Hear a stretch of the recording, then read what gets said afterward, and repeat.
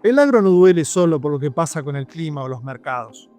Duele por la exigencia constante, por la incertidumbre y por esa incomprensión crónica a la que todavía no encontramos una salida clara. Bienvenidos a Tribu Agro. Soy Sergio Noco. Este es un espacio para los que hacen el agro en serio, para quienes se comprometen con los resultados, se transforman cada día y asumen la responsabilidad de sus propias decisiones. Si buscas criterio, conversación y una tribu con la que pensar mejor el agro que viene, estás en el lugar correcto. Arrancamos.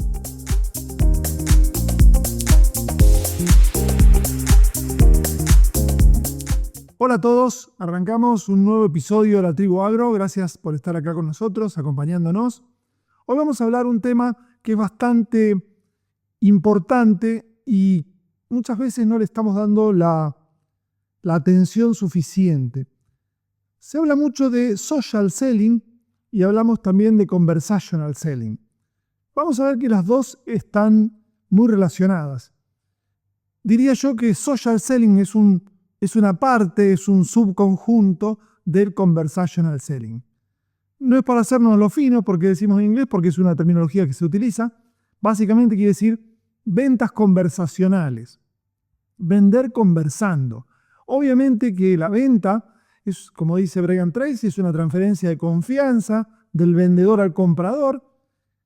Se produce a través de un proceso de comunicación. No es lo mismo vender, aunque los principios básicos subsisten, no es lo mismo vender un avirome en un subte, ¿sí?, que vender un tractor, una cosechadora o un fertilizante. Evidentemente, cuando los productos son de alto valor, que llamamos high ticket, y además son productos complejos, decimos que son complejos porque el éxito que el cliente va a obtener al implementar nuestra solución, al usar nuestro producto o utilizar nuestro servicio, depende también de cómo él lo use adecuadamente. Entonces, estos productos de alto valor y complejos requieren lo que se llama una venta consultiva. La venta consultiva excede al agro, no es solo del agro, todos los sistemas industriales, el software, las obras de construcción, todo lo que sea de alto valor y complejo va a una venta consultiva. Hay autores que se dedican a la venta consultiva y evidentemente lo que es agro se adapta 100% al sistema de venta consultiva.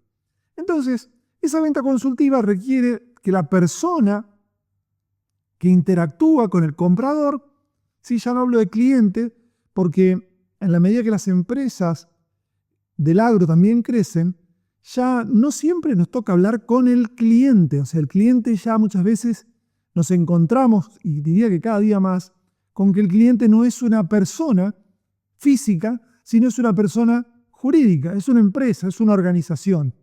Entonces, es común que el comercial tenga que relacionarse con uno, dos o más compradores. Así que vamos a avanzar un poquito, si bien creo que en otro episodio lo comentamos, pero me parece que viene muy al lugar de este episodio, que es entender que los factores de compra ya no están todos en la misma persona. Yo recuerdo en los años 2000, cuando vendía cosechadoras, iba, no sé, a Villa Eloísa, un pueblito de acá de la provincia de Santa Fe, que se caracteriza por tener muchos contratistas rurales, y llegaba y me encontraba con un contratista que se bajaba de la máquina, la tenía en el galpón, con todas las manos engrasadas, ¿sí?, porque estaba cambiando los filtros, y me decía: Sergio, pasá, subite a la casilla, prepará unos mates, que yo ahora voy. El tipo se le limpiaba las manos, yo preparaba el mate, charlábamos, y con un poco de suerte y un poco de astucia y habilidad, logramos ponernos de acuerdo. Él abría una carterita, sacaba el cheque de la seña y me dejaba el cheque de, suponte, $10.000 por la seña de la máquina. A lo sumo, esa persona cazaba el teléfono y llamaba al contador, ¿sí?, que le preguntaba si tenía caja como para hacer el negocio, si no lo complicaba fiscalmente. Si el contador le daba el ok, avanzábamos. Entonces, esta persona era el cliente, reunía en él mismo el decisor superior, era también el que sabía si podía pagar o no pagar, y era también el usuario, porque él era el que estaba en la máquina. No se olviden que se bajaba con las manos engrasadas. El tipo un rato era maquinista, un rato era tolvero, un rato era mecánico de su máquina. Ese modelo no ha desaparecido, pero poco a poco viene ganando el modelo, incluso los contratistas, de grandes contratistas, donde el dueño, ¿sí?, o los dueños ya no están en la operación, en el día a día, sino que están manejando el negocio. Entonces, ya cuando yo quiero ir a venderle, vamos a poner un ejemplo, un contratista que tengo un cliente que tiene 9 picadoras de maíz y de forraje. Imagínense el volumen de trabajo que tiene esa gente. Son empresarios, ¿sí?, y tienen gente a cargo de los equipos. Entonces, si yo soy un comercial de John Deere, un comercial de Claas y le quiero vender, voy a tener que venderle al dueño, voy a tener que venderle el negocio financiero al encargado financiero, y le voy a tener que vender también la solución práctica, la ventaja operativa a los encargados de máquina o a los maquinistas.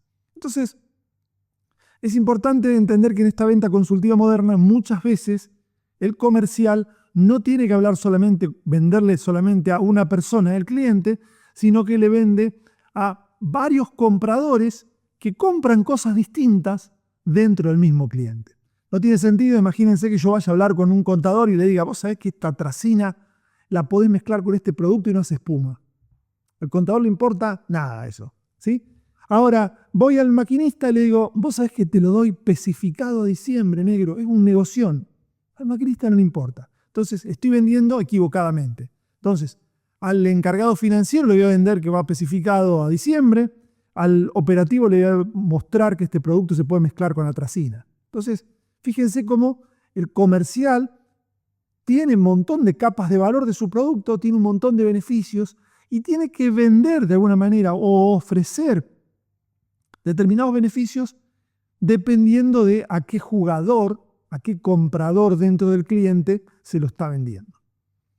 Bueno, ¿por qué quería explicar esto antes que nada? Porque la conversational selling es toda la conversación que lleva a la influencia, que genera la confianza, que genera el conocimiento de las dos partes para llegar a armar un negocio de $200.000, $100.000, $500.000, $1.000.000. Entonces, esa conversación, si nos volvemos a lo que estuvimos conversando recién, nos empezamos a dar cuenta que ya no es entre dos personas, siempre va a ser entre personas. Por eso cuando hablamos B2C, que es Business to Customer, que es cuando yo le vendo al cliente final, o Business to Business, cuando le vendo a alguien que lo transforma, muchas veces en el mercado nuestro de insumos se habla que hacen B2C cuando la empresa de insumos vende directo al cliente.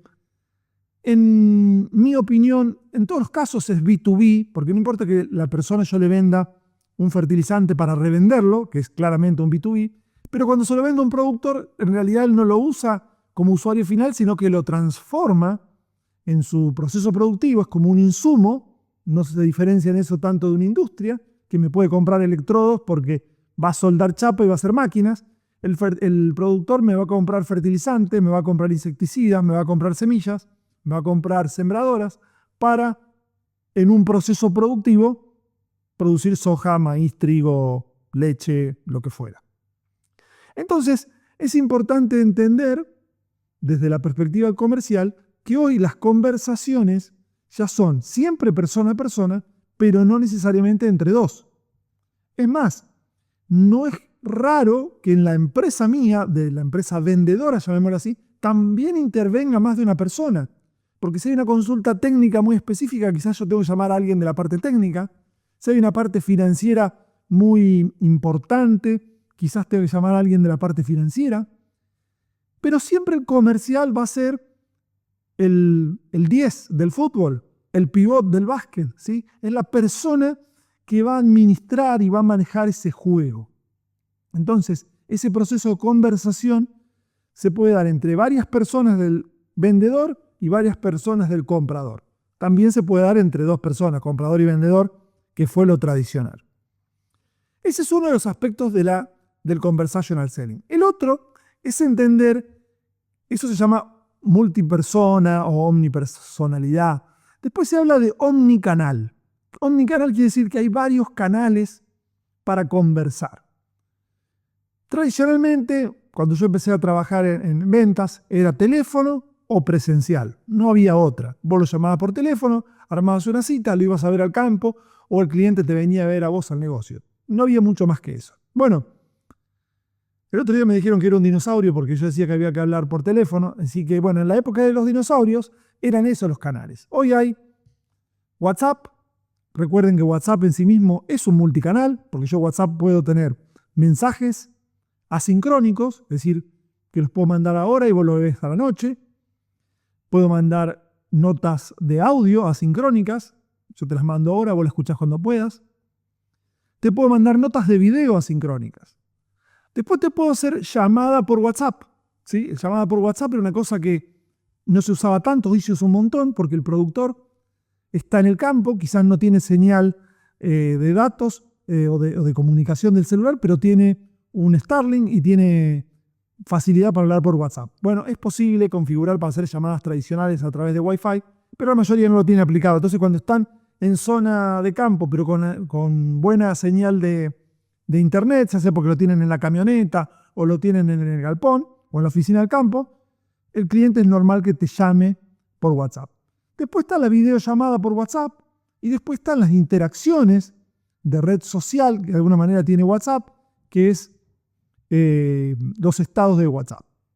Bueno, entonces fíjense que solamente estamos hablando del canal quizás el más importante hoy en los negocios agro en toda Sudamérica. El país con más cuentas de WhatsApp es Brasil, en el mundo, para que ustedes se den una idea del impacto, y en el resto de Sudamérica también. Argentina, Paraguay, Uruguay, Bolivia, Perú, Ecuador, Chile, todas las empresas, las zonas donde yo por lo menos he tenido oportunidad de trabajar en Sudamérica, en todas el WhatsApp es la herramienta número uno.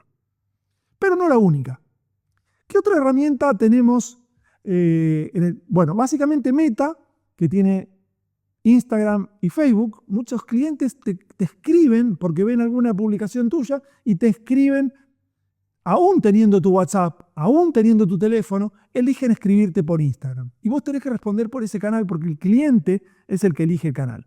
Después tenemos la llamada telefónica tradicional, obviamente la visita, también la videoconferencia. La videoconferencia es una herramienta que está hace muchos años. De hecho, cuando yo estaba en John Deere, fin de los 90, ya teníamos videoconferencias. Se creía que la videoconferencia iba a reemplazar la necesidad de viajar. Me acuerdo que Estados Unidos había dicho que los viajes de la compañía iban a disminuir un montón. Presupuestaron en los años venideros un ahorro en viajes y la realidad es que ese ahorro no se pudo hacer. ¿Qué pasó? ¿No se usó la videoconferencia? Sí, se usó la videoconferencia y además los viajes. Es decir, cada canal nuevo abre un espectro de comunicación que no necesariamente, no siempre lima al anterior, ¿sí? Entonces, en este caso, las videoconferencias no eliminaron la necesidad de viajar. ¿Por qué? Porque el presencial, el cara a cara, el darse la mano, el charlar, estar en el pasillo, compartir un café o una comida, para los seres humanos, en el mundo de los negocios, sigue siendo súper importante. Y es un canal fundamental.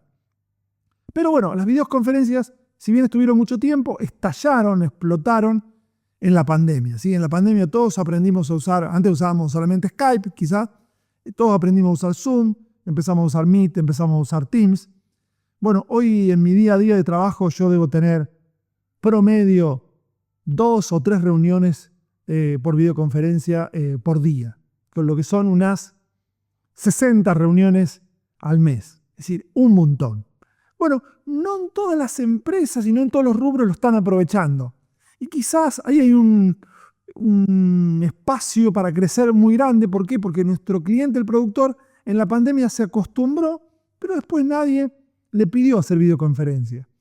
Y a veces el cliente está ocupado, una llamada es mejor que nada, pero quizás una videoconferencia capta más la atención del cliente, el cliente está más presente, tengo la posibilidad de usar otros recursos como mostrarle un video, compartirle una pantalla, mostrarle una planilla de Excel. Entonces, incluso tener 2 o 3 personas en distintas ubicaciones. Recuerden que hablamos de conversational selling, que quizás en la empresa tengo más de una persona. Entonces, estoy yo, armo una videoconferencia y puedo hablar con el contador de él, puedo hablar con el agente de campo y puedo hablar con el decisor.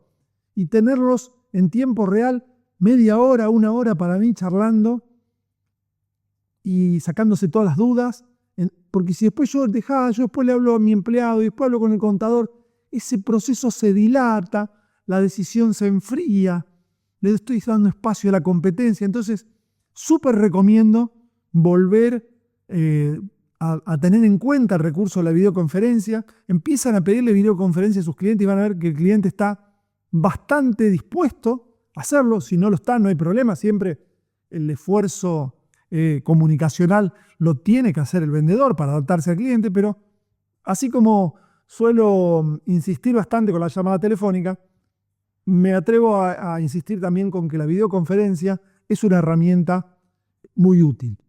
Además, bueno, hoy tenemos herramientas de inteligencia artificial. Yo todas las reuniones que hago, obviamente que les notifico al cliente, las grabo con una inteligencia artificial y terminada la reunión, yo tengo un resumen de qué se habló en la reunión, qué nos comprometimos. Si tengo que armar una propuesta específica para ese cliente, agarro la inteligencia artificial, bajo la transcripción, se la subo a ChatGPT y le digo, armame una propuesta como armamos siempre en función de esto. Lógicamente que después la tengo que revisar, la tengo que releer, la tengo que corregir, le tengo que poner los valores, pero nos ahorra un montón de tiempo en tener que volver a escuchar la videoconferencia, en tener que interpretar, ¿sí? No digo que el ser humano tenga una lectura más profunda que la IA, ¿sí? Porque nosotros con la comunicación no verbal y en una videoconferencia se puede ver, podemos ver esa pausa que hace el cliente, esa cara que no creyó. Entonces, eso nos va a dar indicios muy potentes. Por eso yo siempre que hago una videoconferencia tengo una hoja de cuaderno y una lapicera y voy tomando nota de las cosas que a mí me parecen, las impresiones, que con eso la inteligencia artificial después nutro para armar las propuestas. Entonces, es una llamada a retomar ese sistema. Otro canal muy importante, lógicamente, es el presencial. El presencial es un canal que también hay que saberlo cuidar. ¿Por qué? Porque a veces yo caigo en un mal momento al campo, no le avisé, el cliente está incómodo, el cliente está apurado, ¿sí? Es verdad que a veces hay un dicho que dice que más vale llegar a horario que ser invitado, ¿no? Y a veces uno cae al campo o una reunión espontánea termina siendo mejor que una reunión planificada. Puede ocurrir, pero es la excepción. En la norma, siempre uno tiene que darle jerarquía a la reunión con el cliente. Entonces, traten de armar reuniones, ya sea por videoconferencia, presenciales, llamados, agendados, para facilitar que el cliente reserve un espacio de ese momento, ¿sí? Y genere una reflexión, genere una atención, no tenga la interrupción del teléfono. Y bueno, qué decirlo, un punto aparte, pero no menos importante, es, siempre digo, el teléfono es una herramienta espectacular que nos sirve para un montón de cosas. Tenemos calculadora, tenemos videos, tenemos posibilidad de grabar una reunión en tiempo real y pasarla con la IA. O sea, hoy el teléfono es una computadora que nos sirve para todo. Pero si yo estoy hablando con vos y me pongo a mirar el teléfono, eso te aleja emocionalmente. Entonces, siempre digo a los comerciales, tengan mucho cuidado con el uso del teléfono en las reuniones. Cada vez estamos menos tiempo cara a cara con los clientes. Yo hará 1 año, 2 años hice una encuesta por LinkedIn y me dio un valor que me sorprendió, que era que los comerciales de Sudamérica estaban en promedio alrededor de 2 horas por día cara a cara con clientes. Y cuando le preguntaba cuántas horas pasaban desde que se iban de su casa hasta que volvían, el promedio estaba en las 11, 12 horas. Quiere decir que un comercial se va a las 7 de la mañana y vuelve a las 7 de la tarde a la casa, o a las 8 de la noche, estuvo 13 horas fuera de la casa, y cara a cara con clientes estuvo nada más que 2 horas. ¿Qué hizo el resto del tiempo? Bueno, viajó, habló por teléfono, mandó WhatsApp, hizo presupuestos, interactuó con la IA, pudo haber hecho un montón de cosas. Pero el cara a cara, que tiene un valor extraordinario para influir sobre el otro, solamente 2 horas. Entonces, esas 2 horas quiero que sean de súper calidad. Hay un tip que me enseñó una vez un comercial, no vamos a decir viejo, vamos a decir senior. Me dijo, Sergio, que yo cuando llego al campo y voy a hablar con el cliente, le digo, don Carlos, voy a poner el teléfono en silencio, así charlamos tranquila. Yo digo, bueno, ¿qué diferencia tiene eso con ponerlo en silencio antes? No, me dice, porque el cliente hace lo mismo. Y claro, cuando uno lo analiza y después de ahí lo empecé a probar y la verdad que es espectacular, Hay algo que se llama neuronas espejo. Todos los seres humanos tenemos neuronas, como somos bichos sociables, tratamos de copiar comportamientos, ¿sí? Entonces, yo llego a algún lugar donde están todos tristes y callados, no entro contando chistes. Generalmente, si no, soy un desubicado. Cuando están todos contentos, me pongo contento. Eso se hace a través de las neuronas espejo, que son neuronas que están de alguna manera escaneando el ambiente emocional, escaneando el lenguaje no verbal de nuestros congéneres, otras personas que están cerca nuestro, y en función de eso ajusta el comportamiento. Entonces, esas neuronas espejos hacen que cuando yo le digo al cliente, voy a poner el teléfono en silencio, así conversamos tranquilo, de cada 10 clientes, 6 o 7, pruébenlo, van a hacer lo mismo. Decir, bueno, está bien, yo también lo voy a poner tranquilo, así hablamos tranquilo. Y ahí generamos un espacio, una burbuja de media hora, 40 minutos, sin interrupción, con tiempo de súper calidad. Bueno, entonces queremos tener una conversación de calidad y muchas veces, yo diría que demasiadas veces, ya estoy saliendo un poco de conversational selling y entrando a social selling. Básicamente, cuando empezamos a vender por WhatsApp, ya sea porque generamos pauta en Meta y generamos avisos y nos empiezan a entrar WhatsApp de clientes, o bien un cliente nos manda un WhatsApp porque vio un cartel nuestro en la ruta, o vio una publicación en AgroAds, y el cliente te dice, pasame el precio del fertilizante por 200 kilos urea. ¿Sí? Entonces, el comercial, ¿qué hace? Rápidamente busca el precio, se lo manda. Y después, el cliente me dejó colgado. Bueno, el que colgó al cliente fuiste vos. ¿Sí? Pero si el cliente me pidió información, Sergio, bueno, pero vos no le podés dar la información sin generar una conversación. A menos que sea un cliente que vos ya tenés una relación, que venís hablando, le cotizaste 4 o 5 cosas y te agrega algo, bien, se lo mandás. Pero cuando vos tenés una relación con un cliente nuevo, que le llamamos un lead, un dato, un conocido nuevo, que tengo nada más que un número de teléfono, un correo electrónico y una consulta. Yo no puedo simplemente evadir la consulta. Entonces, hola, ¿qué tal? ¿Cómo andás? ¿De dónde sos? ¿Qué haces? ¿A qué te dedicás? ¿Para qué lo querés al producto? Porque tengo distintas formulaciones. ¿Dónde habría que entregarlo? ¿Para cuándo lo necesitas? ¿Qué forma de pago? Tengo que armar una conversación, por eso hablo y rompo muchísimo con esto. Muchachos, conversen. No pasen datos, no pasen información. Pero Sergio, el cliente me pide el precio, ¿yo qué tengo que hacer? No digo que le niegues el precio, pero digo que antes de dar el precio, generes una conversación. Vamos en un próximo capítulo, porque me están pidiendo un montón y de hecho lo estoy dando en muchas empresas, y es una capacitación en cómo vender en las exposiciones. Entonces, las exposiciones se han transformado en un sitio de ventas, ya no solo de exponer. El nombre exposiciones, que les quedó chico, son realmente centros de negocios. Así que vamos a dar lógicamente no es un curso, pero vamos a dar un capítulo que vamos a hablar de cómo aprovechar las exposiciones. Bueno, en todo caso, que yo conozco un cliente nuevo, tengo que generar una conversación. El tipo puede venir a la exposición y me dice, Sergio, pasame el precio, o ni me dice, Sergio, ¿cómo le va? ¿Qué día sabe el precio del tractorcito ese?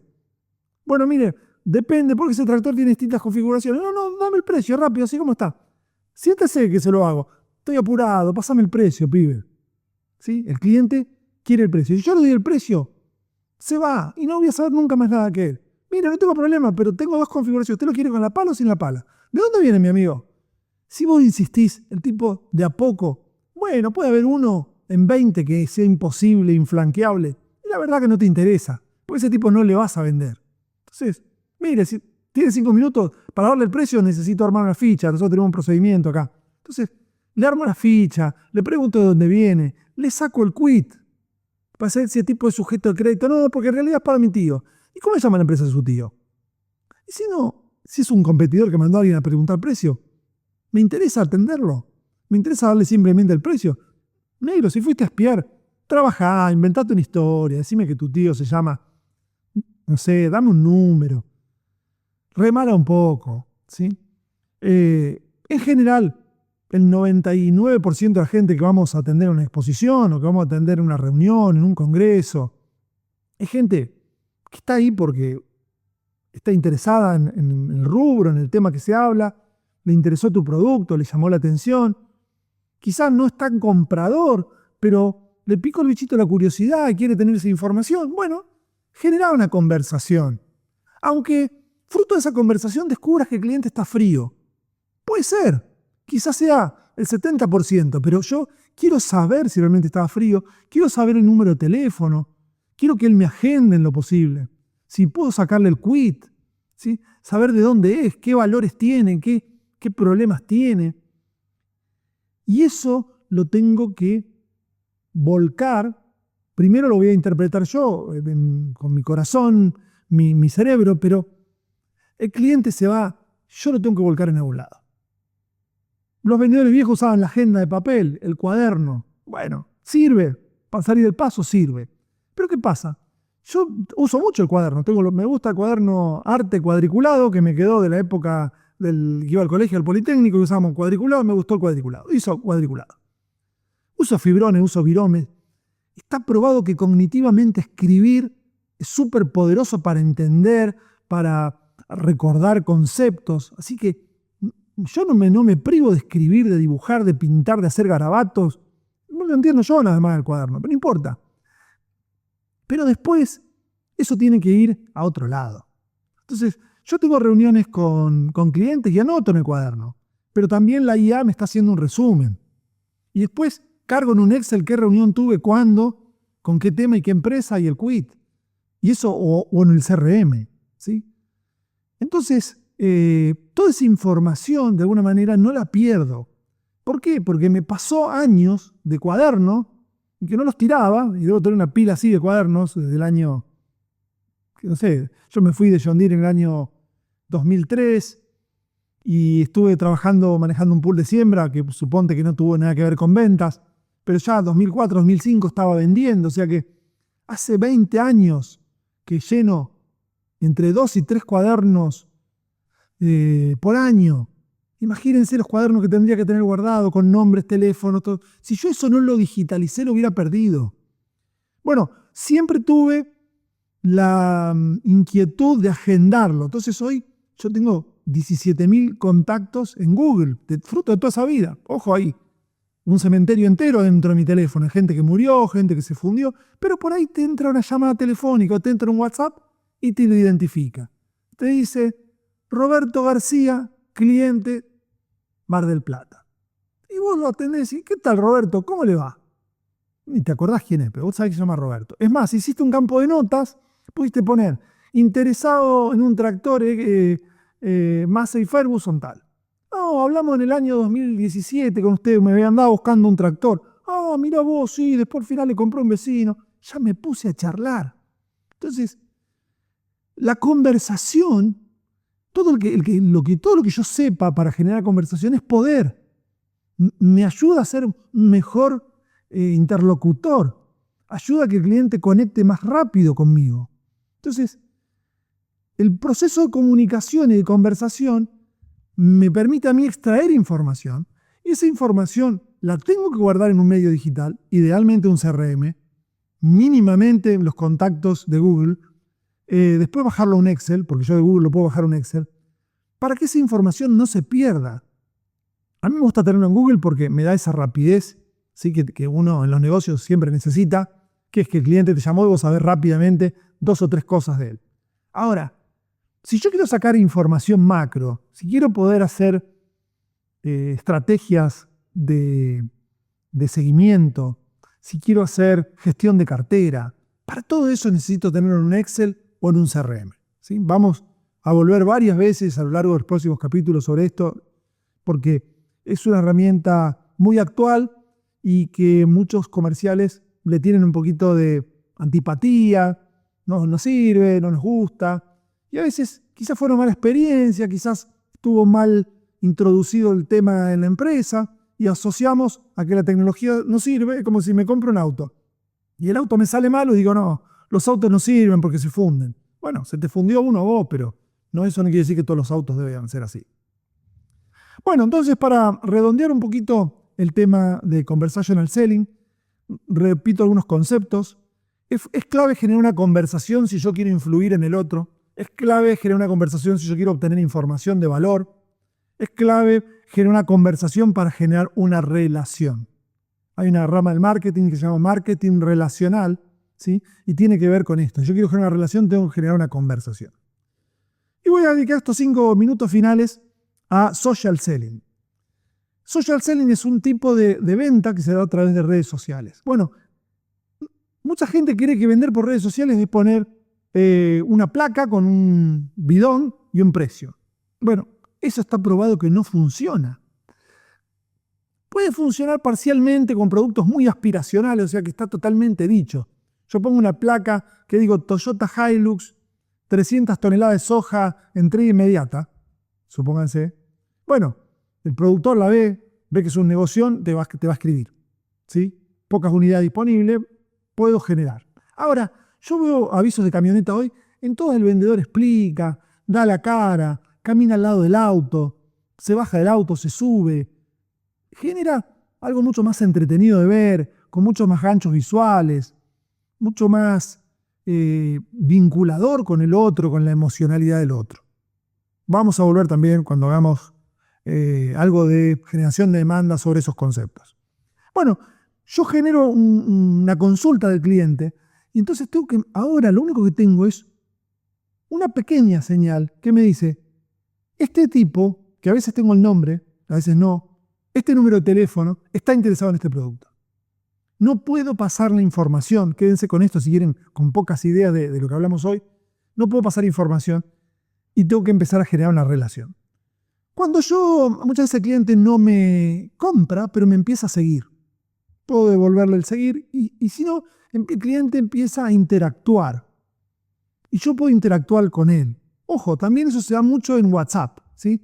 WhatsApp a través de los estados me permite interactuar con mis clientes. Veo que el cliente sube un video del maíz que está hermoso. Le pongo un comentario. O que fue a la cancha.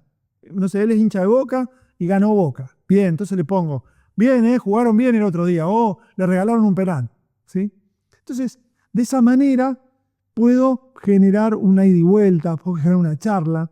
Incluso, no solamente de cosas del negocio o del fútbol, sino hasta cosas personales, ¿sí? La foto con el nene entrando a la escuela. ¡Qué grande está el pibe! ¿Eh?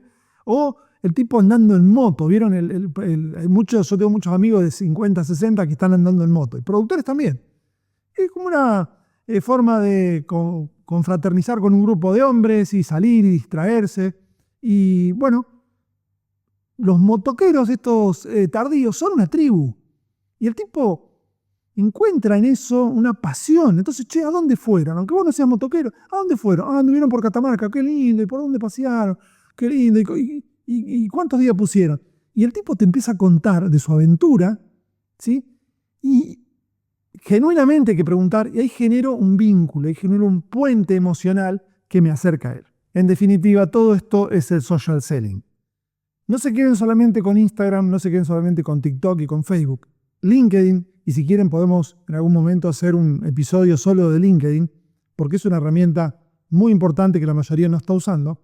También se nota mucho que hay gente que está nada más que mirando, pocos comparten algo de contenido y son aún menos los que realmente interactúan, aportan, dialogan con el otro. Entonces, si yo quiero vender, tengo que conversar. Ya sea persona a persona, ya sea por WhatsApp, o ya sea a través de otros canales como las redes sociales, tengo que generar conversaciones de valor. Y tengo que generar conversaciones estratégicas. No se trata de charlar solamente por charlar, ¿sí? Porque en esto también el vendedor charlatán abunda, ¿sí? Estuve con el gringo hablando toda la tarde. ¿Y qué sacaste? No, la pasamos bárbaro. Bueno, no. O sea, sin cerciorar la calidad de la charla y la cordialidad, yo tengo un objetivo, yo tengo un próximo paso. Yo soy el que guía con las preguntas y con determinadas declaraciones cómo va a ir conduciendo esa conversación. Entonces, conducir la conversación es el arte del conversational selling que lleve a generar una relación, a obtener información y a influir en el otro positivamente para generar un negocio que sea de beneficio mutuo. Bueno, espero haber contribuido a la confusión general. Quiero que se queden con la idea de que hay que conversar y no simplemente pasar precios.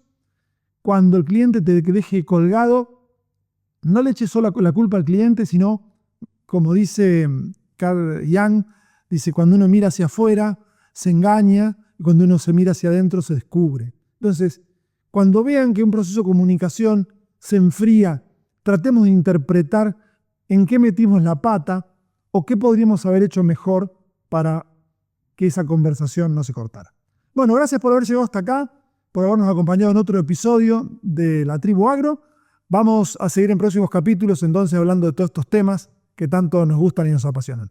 Gracias, nos vemos. Si algo de lo que escuchaste hoy te hizo pensar, cuestionarte o ver el agro desde otro lugar, entonces este episodio cumplió su objetivo. Porque el agro nace en el campo, pero se construye cuando cada eslabón entiende su rol dentro de la misma cadena de valor.